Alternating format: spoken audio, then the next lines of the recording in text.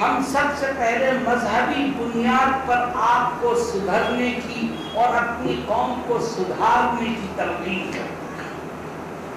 یہ مت دیکھو اقتدار میں کون ہے، آج بی جے پی کی حکومت ہے، کل کسی اور کے پاس آ سکتی ہے۔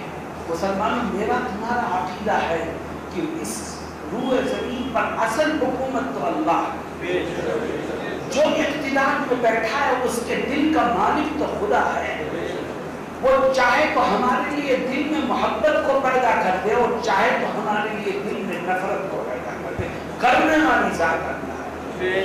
اگر اللہ کو راضی کر لیا تو یاد رکھو دشمن بھی دوست بن جائے، اور اگر خدا کو ناراض رکھا تو اپنے بھی پرائے ہو جائے۔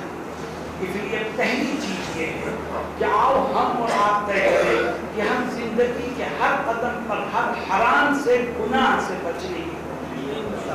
افسوس کی بات یہ ہے کہ مسلمان مصیبتوں پر مصیبتیں جھیل رہا ہے، دشواریوں پر دشواریاں آ رہی ہیں، پریشانیوں نے اس کے گھروں کے دروازوں کو دیکھ لیا، لیکن پھر بھی اس کی زندگی میں کوئی تبدیلی نہیں۔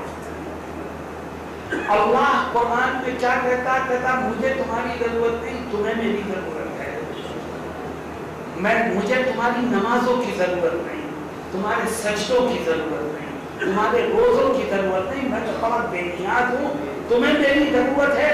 اگر تم میری طرف آؤ گے تو میں تمہیں اپنی رحمت کے سائے میں ڈھانپ لوں گا، اور اگر تم مجھے پیٹھ دکھاؤ گے تو مجھے تمہاری ضرورت نہیں ہے، میں دوسری قوم کو پیدا کر کے اپنی عبادت کی ذمہ داری اور فریضہ ان سے ادا کروا دوں گا۔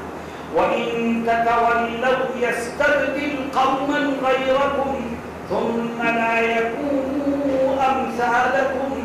اگر تم پیٹھ دکھاؤ گے اور میری طرف نہیں آؤ گے تو یاد رکھو میں تمہاری جگہ دوسری قوم کو پیدا کروں گا، تمہیں صفحے ہستی سے مٹا دوں گا، اور دوسری قوم جو آئے گی تمہاری جگہ وہ تم جیسی نہیں ہوگی، وہ میری ہوگی۔ اور دوستو، حالات کو بدلنے کی طاقت اللہ کے پاس ہے۔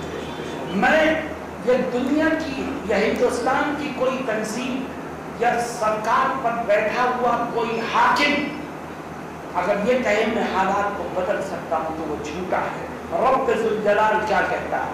ان اللہ لا یغیر ما بقوم حتی یغیروا ما بانفسهم واذا اراد اللہ بقوم سوءا فلا مرد له۔